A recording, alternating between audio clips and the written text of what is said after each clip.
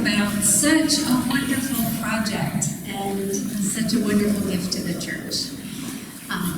Welcome. Oh, lovely. That was amazing. Thank you. I am the Reverend Melanie Uman. I am here with you. I'm not Roberto Ochoa. You may have figured that out already. What did I do? No. Okay. Touch that. No. It's gonna. You do not get to have a mind of your own. No.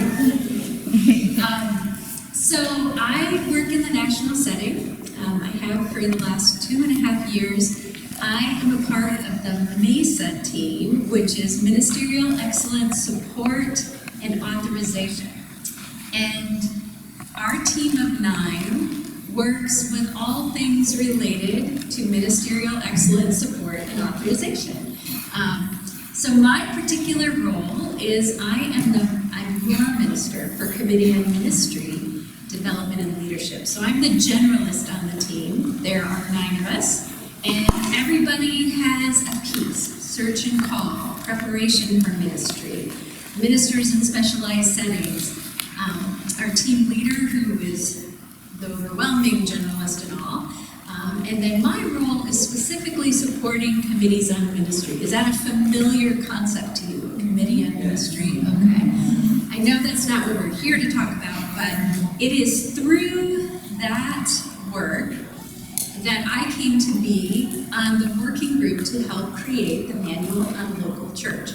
So, because ideally, and we'll talk about this as we go along in this conversation, the Manual on Local Church will be embraced by associations and conferences in local churches. That's the hope. And it will need to land somewhere. For some conferences and associations, that may be the Committee on Ministry. So that's where I come in. And there are committees on ministry already in the United Church of Christ. In fact, in 2 weeks, I'm going to be in Columbia, Missouri, because the Missouri Mid-South Committees on Ministry have embraced this already. Like, they want to learn about the manual, they want to be trained in all the components. So I'm going to spend 2 days with them just working on Manual on Local Church together, and understanding and imagining what they might be able to do in supporting not just clergy, but also their local churches. That's not going to be true. I know the conference, I actually live in Eugene, Oregon, and all of my ministry, my 27 years of ordained ministry, has been in the same location. That's pretty unusual. I was a local church pastor for 22 years, and then I was a hospice chaplain during the pandemic, and then 2.5 years ago, I stepped into this role. Almost all of my ministry, actually started in seminary, and then with the required breaks, has been working on a committee on ministry. In the last 6 years, before I took this position, was co-chairing the Central Pacific Conference Committee on Ministry. So, these are all things that I love, and now it is such a privilege to be in this conversation representing, if I could be so audacious to represent the national ministries, but I'm here because of your giving and generosity in your covenant in being the church together, and all the ways that you give to the church fosters these beautiful relationships, and the way your local church gives to the wider church fosters these relationships, and the capacity to do something like the Manual on Local Church. So, I would love to know who all of you are. I hope before the end of tomorrow I will, but because of our short time, I will just introduce you to this idea. How many of you have already read the Manual on Local Church as it exists on ucc.org in its draft form? Okay, I see John's hand up. Okay. Yeah. Okay, that's amazing. Okay, so this helps me to kind of know that walking us through what the heck it is an okay thing. So I will do that. I do have to say a little. So we keep saying there was a draft form that came out in 2005. That was another attempt unrelated to this attempt, and that never got out of draft form. So be it. But we've been saying this is the first. However, I have something right here from 19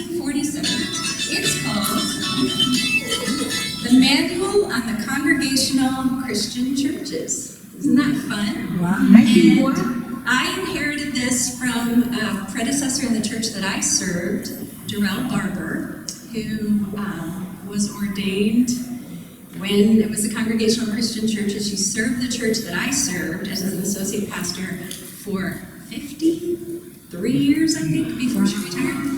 And I inherited, when she died at age 97, I inherited many of her books. And this had been on my shelf the whole time, and I never really looked at it. So anyhow, our predecessor denomination, at least one of them, and I'm sure the others as well, had something very akin to what we're working on now, and it's a fascinating book, and I'm working my way through it. So the Manual on Local Church. General Synod 2019, there was a resolution, and I'm going to show you a little bit of it because you know resolutions have a lot of words. You can find it on ucc.org. I'm going to point you to all these resources so you can find them for yourself. But there was a resolution brought by conferences. I've seen the videotapes of the conversation, and essentially the spirit of it was, can we strengthen our covenants with one another, right? Throughout the United Church of Christ. That is what holds us, right? It's not contracts, it's not authority from on high, it's our promise to be church together. That's it. And do local churches, do associations and conferences, do we have the resources we need in this time and place to do that well? Okay? So there's a yearning for vitality. Many local churches, all of our local churches, yearn to be vital and relevant and faith-filled, but it takes work and it takes resources to support that work. So it came out of that yearning. And it came out of the yearning for more accountability. In our United Church of Christ polity, there's already systems of accountability and support and formation for clergy, right? And clergy are a part of these covenants that we hold, right? Certainly at the local church level. So what does that look like for associations and conferences and local churches to also be held accountable in our covenants? So we'll talk more about that. So that was part of this. And it's not so much the accountability like, why aren't you holding your end of the deal, although that's certainly a part of the conversation, but also how are we deepening and strengthening the covenants that we hold? The church that I served is 175 years old, a little similar to maybe other churches we know of. And I don't think that church had really revisited the notion of covenants since 1957 when they joined the United Church of Christ. The world has changed, our churches have changed, our understandings of even what it means to be held in covenant have changed. So isn't it time to revisit? So that's the covenantal clarity. So what is this going to look like? And believe me, I have a copy, a printout of the Manual on Local Church in the draft form that you can find on ucc.org. It is 34 pages. That's impressive. It didn't start out that way, let me tell you. Let me tell you. So here's part of the resolution. Again, I will send all of this to you and how to find it. But I put this up here, and you can scan it while I'm speaking. I put this up here to show you this is something that came from the body. Some folks have misunderstood, because national staff are involved, that this is something that, the national staff has been sort of imposing or, kind of managing to worm our way in. But this came from the body of Christ. This came from you. And in our role in national staff, we are to follow the leading of the Spirit expressed through general resolutions, right? And so this came to us. So this was 2019, and it was very specific what should be in the manual. Not exhaustive, we could do more, but honestly, that was enough. And you'll see that's kind of what we did. So I came into the process 2.5 years after it already started. And most of the work had been done. I could show you a list of all the people who worked on it. People could apply all over the church. In fact, ironically enough, I applied to work on the Manual Local Church. I felt like it was such a calling. I didn't get accepted into the group, so I had to find another more difficult route to get to work on this project. But I was excited as a local church pastor when I heard about it. I was like, oh my goodness, this really, I'm excited to work on such a project. The group who convened the folks to work on this project was very intentional about lay clergy representing theological diversity, geographical diversity, racial diversity, ethnic, all of it. So what a fascinating group of 20 that gathered to work on this project. And you can imagine the first couple of years were just a deep dive into understanding who we are as the United Church of Christ, so then how can we together do this project. The Manual on Local Church, as you can see here, is really a resource primarily for local churches. It even took us a minute to get to that point, because we were writing something that was kind of a one-size-fits-all for all settings of the church, and what we realized in that process is it was way too many words, and what really would be the best place to begin what we suspect will be an ongoing, evolving project is to write something, to create something that a local church could say, oh, wow, this is what we needed. So the focus went from the Manual on Church to the Manual on Local Church, okay? So that was a very decisive shift. So to support churches in recognizing themselves as part of the whole united and uniting body of the United Church of Christ through covenant. Building and continuing faithful and effective expressions of the local church through healthy governance and healthy practices of being community. And proclaiming and engaging in our identity as the United Church of Christ collectively, okay? And understanding what it means to be a part of a wider church. I think a lot of our local churches understand what it means to be a local church, but how do we understand our covenantal connections, right? And I have been feeling, as someone who loves the United Church of Christ, that we were overdue on revisiting this conversation about what is covenant. So what's it for? It's for all of us. That's the simplest way to say it. And by focusing on local churches and resourcing local churches, that ripple of connectivity, that's the hope, right? And it's also a resource for the whole United Church of Christ, because everybody's implicated in it. That's how we work. That's how we're formed as the UCC. So, what's in it? And my hope in this presentation, I'm just going to do this for a little bit, just to kind of guide you through, and then we can talk, okay? I want to hear your questions, your thoughts. So, this is following that General Synod resolution in 2019. We really designed the topics. And, the graphics, there's actually a March to Be Faithful and Vital Churches board game. Has anybody seen or heard about this?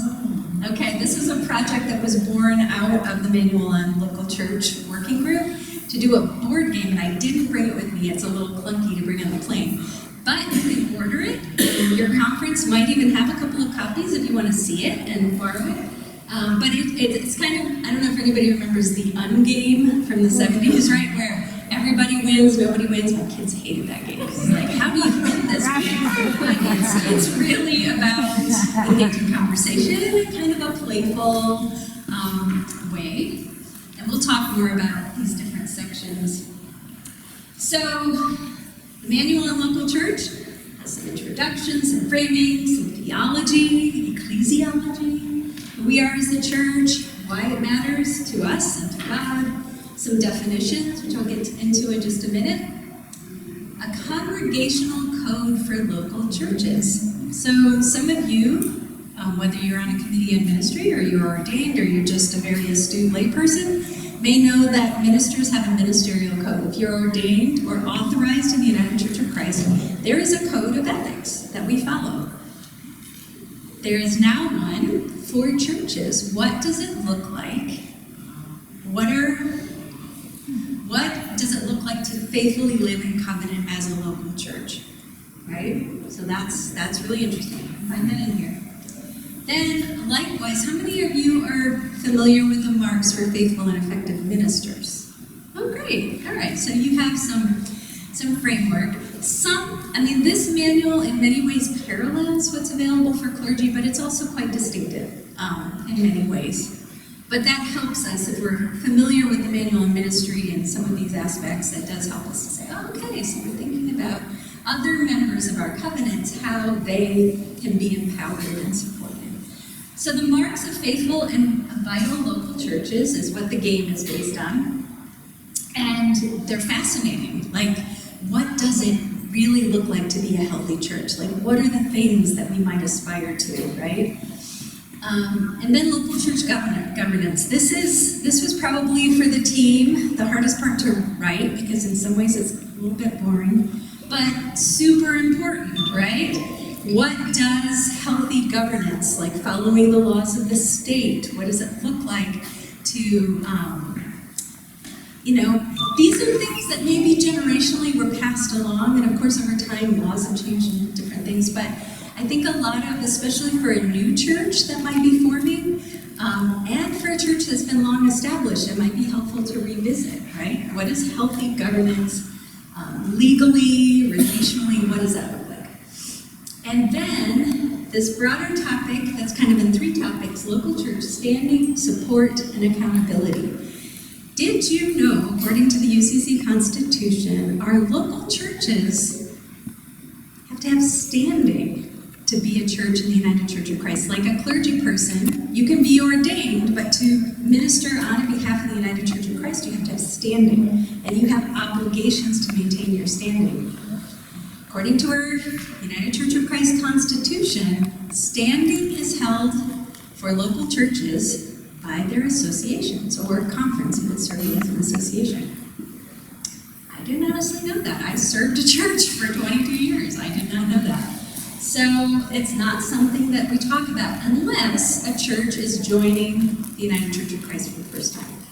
And getting standing is a process, and that has been kind of inconsistent. So one of the things in this manual is a consistent process for a church desiring to join the United Church of Christ.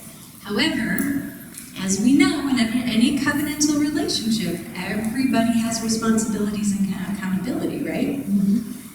So that's pretty big, because I think this is going to be news to a lot of churches. And there is also a lot of us, I think in all settings of the church, that are eager for more accountability, more engagement, deeper and wider covenant. Okay. So, speaking of covenant, both covenant and autonomy are defined at the very beginning of this project.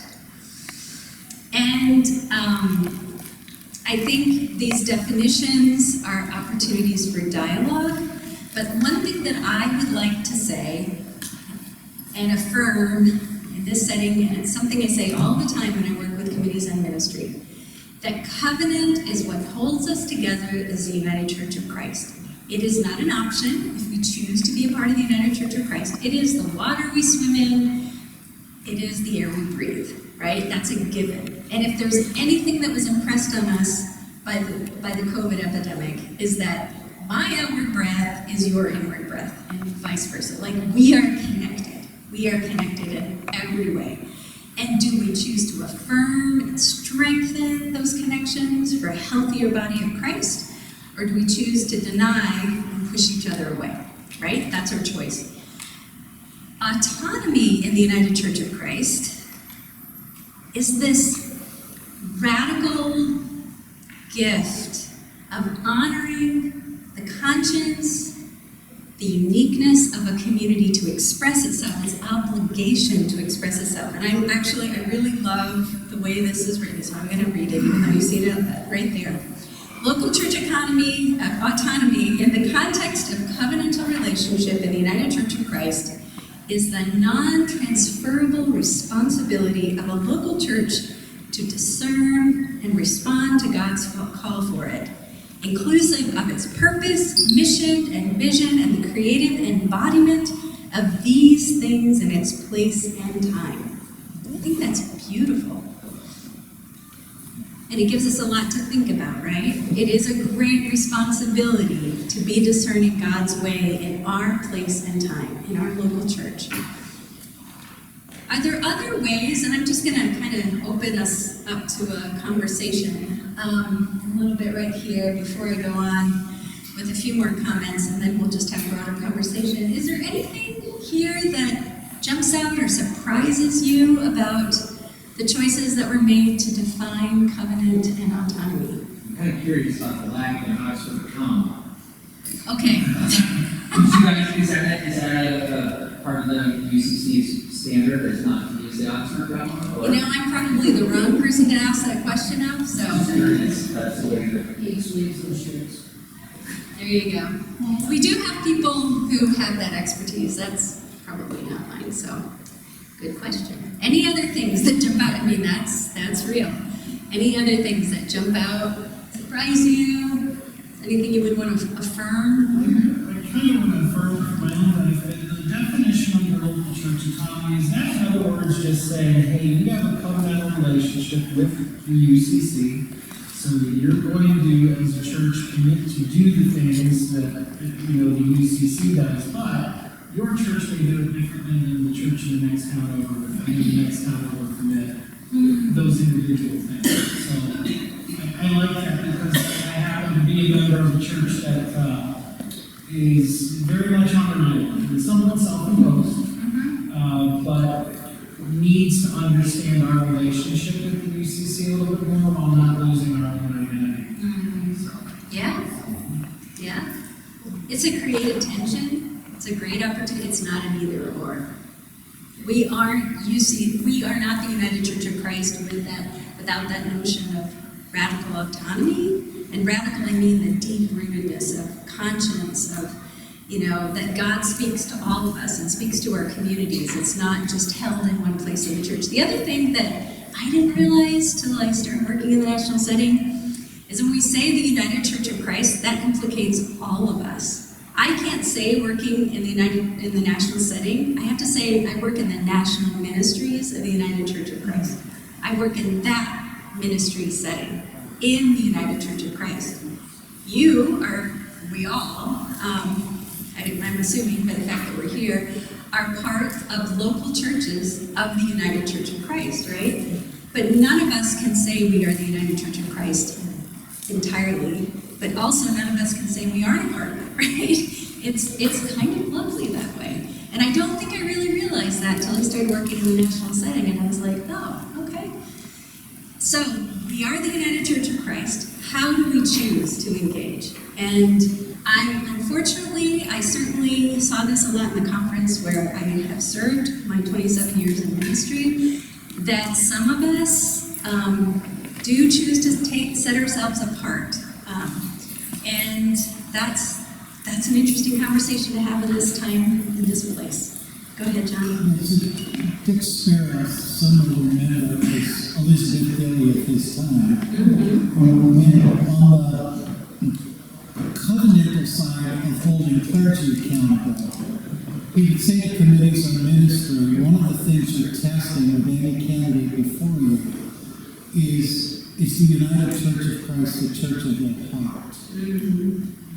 And I'm remembering that in the context of this discussion, the question and comment we made here, what would it mean for a local church to declare that the United Church of Christ is the church of their heart? And what does it mean for them to embody a covenant relationship with a church, a denomination that they're involved in? Yes. Those are the conversations that I hope can be stirred and born of this project. It's great to have, how do we create healthy governance, that sort of thing, but all of this is pointing in that direction. How can we, in this moment in our life together, re-engage? Probably for many of us in our own lifetimes, we've not had that conversation. I imagine in 1957, it was a really hot topic, right? And leading up to it and after it. I think this church I saw joined the Church of Christ in 1961. So those years, I'm sure, there was a lot of important conversation. The world has changed, we've changed, and it's time. It's time. Yeah, okay. Anything else about this before? Yeah, go ahead. I just wanted to ask if you could illuminate the word non-transferable responsibility. I think the intention is it's your responsibility as a local church. You can't. You can't copy somebody else's work. Well, yeah, maybe. I mean, you could borrow as long as you can own it as your own as well, right? Yeah. And I think the idea that you can't put it on another setting of the church, like we'll let the association decide for us, or that it is the responsibility of each local church community to discern and respond to God's call for it. Does that help? Yeah. Yeah, that's a pretty deliberate word choice right there. Great. You can't hire a consultant to tell you either necessarily what that is. I mean, it can help guide you, sure, ideally, but at the but end of they the can't day, tell you what that's that right. is. At the end of the day, yeah, it's your privilege and responsibility. Okay. All right, the Congregational Code, and again, you can see it in detail, but I just want to kind of visit it, some of these parts more generally. It really is framed as the ministerial code, like what are your obligations to others in the covenant? What are your obligations to your church itself, to the wider church, and to God as a local church? So that's how it's broken down. And again, it comes out of a tradition of written covenants. Every local church pastor in the United Church of Christ has a covenant, whether it's, I mean, a lot of local church pastors, it's in the form of a letter of call, but really the guidance now is that everyone have, what are the relationships that we're holding, who are the partners in the covenant, and what is our obligation to one another? How do we live in that covenant?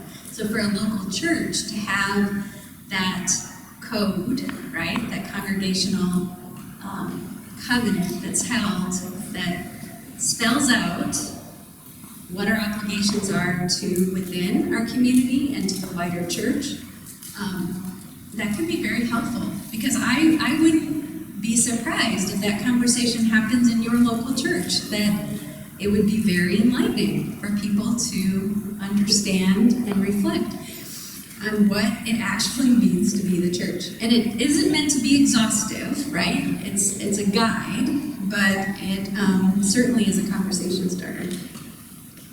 So the marks are more aspirational, right? For those who are being formed for ministry, we call them members of discernment. The guide for their preparation for ministry is reflected in these marks for clergy. So similarly, the marks for churches come from very faithful research through CARD, which is actually the national setting in the UCC. It's our data and research, it's called the Center for Analytics, Research, Data, and Development, and long history of collecting information. What are the attributes of a healthy and a vital and a faithful congregation, okay? And, as I mentioned already, they're kind of designed to mirror something we already have, many of us, a lot of practice with, which is the marks for faithful and effective ministers.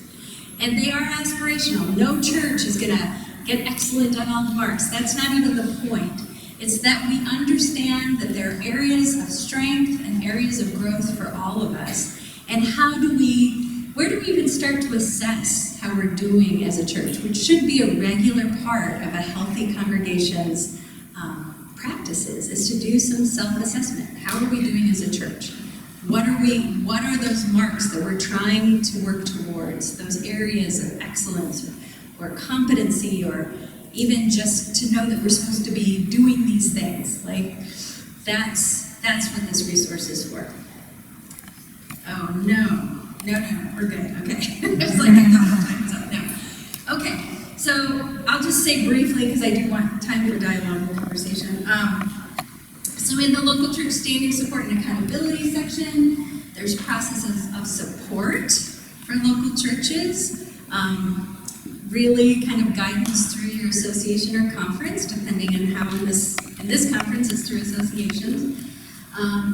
Processes of accountability, right? That's kind of new language for local churches. Processes for new churches joining the United Church of Christ.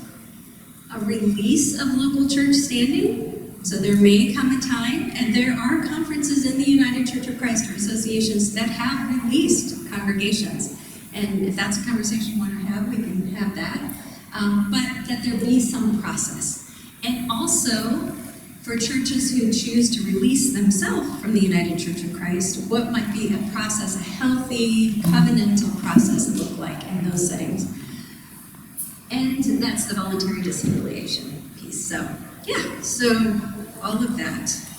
And then these are the pieces under the local church governance, local legal standing, constitution and bylaws, policies for local churches, membership, leadership in the local church. So I've already talked about a lot of these hopes, that this be a source of support for all of us in whatever setting we're in the United Church of Christ. We hope that people use it, adopt it, and here's the exciting part. Okay, if you go to ucc.org, the manual in the local church, you will find the manual in draft form.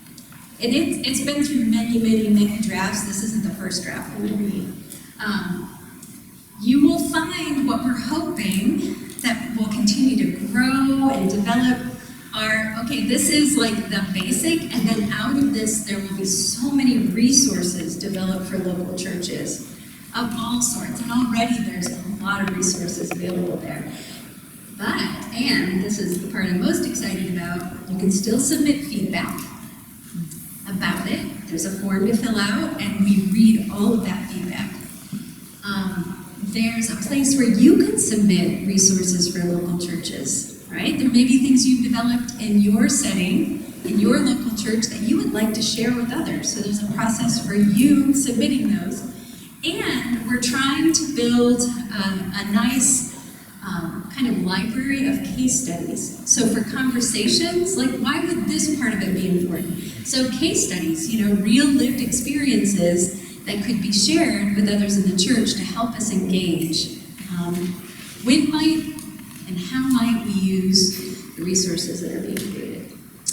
Okay, you've heard a lot from me. I think I can take this out. So if it's easier for you to hear one another, we could use this. I learned this from you, Harriet. This is a lovely space, but the recording, I forgot. We're being recorded. Okay. Thoughts, feelings, any slides you'd like to go back to look at a little bit? Is there a, so with the manual administrative, there's a fitness review process for pastors. Is there a fitness review process for churches in this that's outlined? Yeah, it's not called that, but it is a process of accountability. And it's really, the first step is trying to build and restore a relationship with a church. So it goes way before like a complaint that might come up. That's the hope, that all of our relationships will be strengthened. But there are times when the actions of a local church put the rest of the body of Christ at risk. And we haven't, in a broader sense, as the UCC, really used processes of accountability. Individual conferences and associations have needed to do that in some instances. But this actually gives a menu of options depending on what the circumstances are and what's most fitting. It's not called a fitness review, though. Yeah, so the process is outlined, is that, who adjudicates that in general? It would be the association or wherever the standing of the local church is. So in my case, it'd be the conference because we don't have associations. So is there a committee made up of lay people and clergy? So all of that would need to be established by, but more often than not, if it's not held by the committee in ministry, it might go to the board. Yeah, no, and you can read more in detail, but yeah, there you go. You mentioned multiple times that this is a draft, and we get it, lots of drafts, but what's the time frame process for going from draft to done deal? Thank you, yes. I didn't mention that. So, the process of this point is, you can submit feedback until the end of this year, and then all of that will be cogitated and, integrated. And the hope is by General Synod, it's not required that this go back to the General Synod, but the hope is, and I think we're really on track, I think we're really close, honestly, is that at General Synod this coming summer in Kansas City, it will be blessed, adopted. I don't think there's necessarily an official process at this point, but that it will be done. I just wanted you to elaborate on what would be the incentive to local churches to follow the manual. What's the plan for introducing the manual to local churches? That is such a good question, and it's really going to be, a lot of it's going to be up to associations and conferences and local churches themselves. Some already are using it, even in the draft form. They're feel like it's long overdue. We needed these processes. Others, it's really going to be very, in our UCC, it's really going to be up to associations and conferences. Some are saying they're going to go through a process as an association or as a conference to kind of adopt it. I know when I served on the Committee on Ministry as a co-chair, when we got the new manual, we went through a process of deeply understanding it. And then we actually took a vote and said, yes, we're going to affirm this. This will guide our work. I can imagine that would be a helpful process because you want to bring everybody along, right? You want to understand it. And really, that will be up to the church to decide, wherever we are. Maybe this doesn't need to be said, but I'm wondering if it's... I'll just repeat what you say because it's going to be hard to get the mic to you. Yeah, go ahead. It can also be the responsibility of the pastor to bring it Sure. to the church. Sure. Yeah. Especially churches that are in revisioning or revitalizing. Yes. This could be a tool in that process. Yeah. And already with the resources that are online, and it's just the beginning, there are lots of resources local churches could be using already. Samples of policies maybe you haven't thought of, that you might need to adopt, or behavioral covenant suggestions and processes. There's all kinds of things depending, so much of this, I think depends on what's going to be of use in your setting, right? So one of the things that I'll be doing with the Missouri Mid-South Conference with their Committee on Ministry in a couple of weeks is we're going to go more deeply into the actual manual, and then they'll have time to discern what pieces right now would address needs that we are experiencing in our conference, right, in our associations, and that seems like a really good place to start because there is a lot. And other conferences and associations and local churches are already doing a lot of the things, but they appreciate having sort of a guiding. It's another way to have covenant, right? I think of the manual on ministry as a visible sign of our covenant. If we can agree that these are the processes, this is how we're going to be together in real time and space.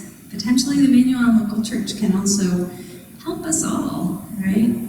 To just do better with one another.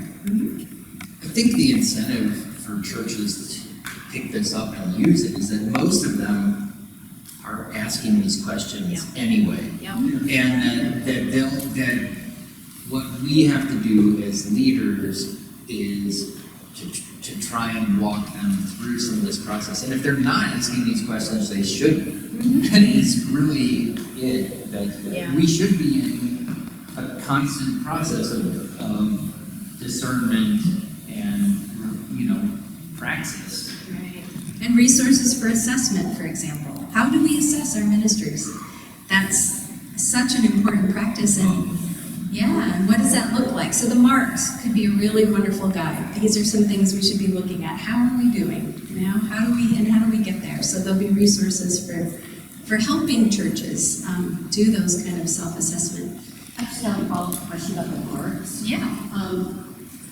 Aside from the board game, do you have any other tools to help congregations understand the marks for local churches? Bible churches. I think that more resources have been added to the website for congregational assessment using the marks. I think so. So I looked through, preparing for today, I was looking through the resources that are there, and I think there's some very specific. Another area that I get asked a lot about, and I'm excited to see this get developed more, is more resources for lay leadership development, right? Because things have really shifted. A lot of our congregations don't have full-time clergy anymore. So they're exploring other ways of authorization, but also just how congregations can be more empowered to do the ministry of the church, right? And not be so reliant as maybe we could once afford to be on our clergy. So that's an area, I mean, it's not the work that I do in the national setting, but I get asked that a lot. So those kinds of resources will be available for folks. Okay, let's see how we're doing. 5 more minutes. Thank you. Oh, yes, thank you. Any other thoughts, feelings, questions? It seems to me that what we've been talking about today is about partnership and about relationships. And, you know, I was looking here at the covenant, and, you know, we made a covenant 61 years ago,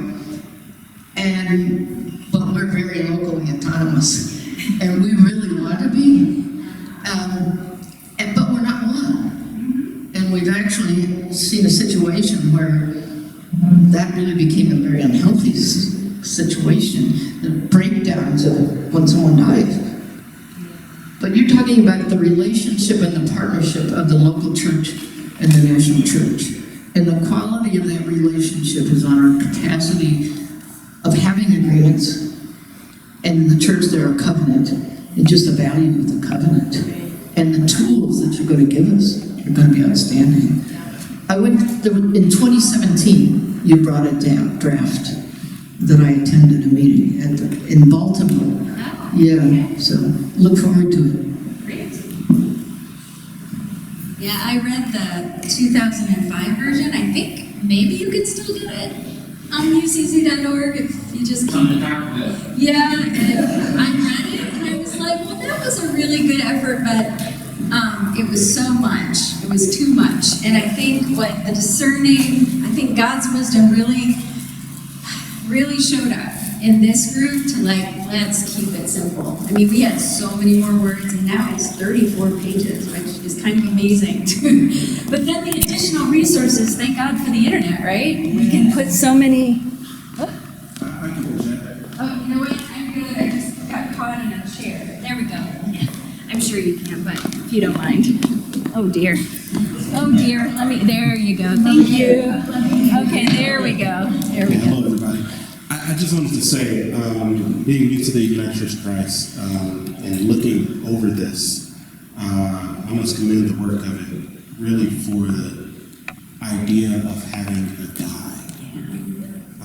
Again, as I said, somebody new coming into the United Church of Christ, having a guide and just having something to help as along this journey of pastoring. I think it's so critical, so I just want to really commend the work. Thank you. Thank you. I really appreciate that.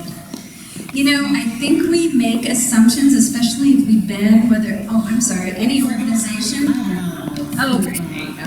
My question is about making it digestible. Yeah. Because we don't necessarily have to eat or read your 13 pages of reading, but is it have you thought about how to make this easily accessible? I think that's what the game's for. Yeah. Oh, I'm glad you said that. If you go to this website, there are videos about each section. That Tracy Howe, who's the team leader for Faith Info, it was her inspiration, and they're like dialogues about each part. So yeah.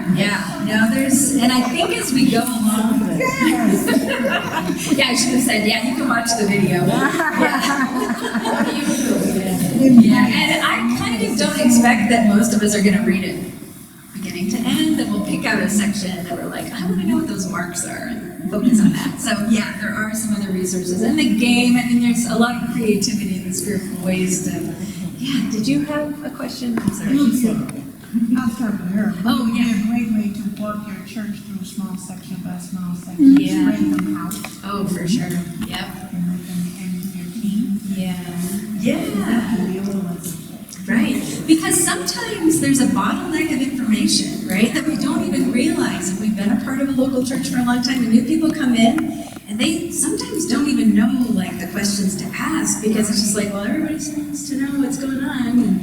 But here's another way, right? It may be for, like, the more committed newcomer to the church that would want to read this, but still, like, having things that are just accessible and break it down. John, do you want to say anything? Because you kind of know a few things about this project. Would you like to say anything? Good. We dreamed of this a decade ago, and we see it, and I see behind the scenes the amount of work that's going into this is extraordinary. Yeah. And I remember that first draft. This is really We've come a long way. It's really great. And it also, I mean, we try to really avoid, like, church speak as much as possible, is to make it plain. Make it plain, right? That anybody could pick this up and be like, oh, okay, not a lot of jargon, no acronyms. Oh no, that's like the worst. Just to make it plain. This is not a question. This is just my thoughts. Yeah. You know, when I attend sessions like this, I think, how can I make this useful for my church? Yes. And as I sit here, we're going through a rebirth at my church at this time, and we have an influx of new members joining, and we're deciding a day to start our new members training. And I'm thinking, this may be a good way to get them introduced to UCC, because a lot of them do not know anything about the UCC. They're just church. They don't go to church. Right. Yep. And so to not only the UCC, but our own church, if we insert some of our own church's history, I love that. and do that as part of our new members training. That's beautiful. Yeah, sometimes people, even those who've been in the UCC a long time, thank you for that so much. But especially folks who come from other traditions, it is a unique way to be church, right? And there's so much power and authority in the congregation itself. And some folks come in and they're like, oh, isn't that up to the pastor or the bishop, you know? And it's like to really get a sense of like, oh, this is our, responsibility and our privilege, right? That our church, that we trust that God shows up. Yep, to all of us. Would you just tell us again where to access those bite-sized videos? Yeah, it's all on that webpage. So just go to UCC Manual Church, Yep. and it'll take me right to where I want to go. And you'll see, it's really obvious, the videos are just on the side. All of that, it's very simple, everything's there. It shouldn't be a mystery. I star in one of the videos, no, just kidding. Yeah, Tracy did them. Tracy's amazing. She just said, just show up, don't prepare. So we all showed up, and then she asked us all these really hard things, and it was fun. It made everybody had to pay attention. So yeah, I thought it was really fun. It probably was more spontaneous and interesting that way. So a little terrifying too. Yeah. It's good to have all different ways of doing things in the church, right? Yeah, I'm so grateful for your attention and your presence here, and I just want to thank God that we are the church together. What an extraordinary gift we have received, and may we hold it as precious and beautiful and sacred, and love the church and love one another and love God through our relationships. May it be so. Amen. Thank you.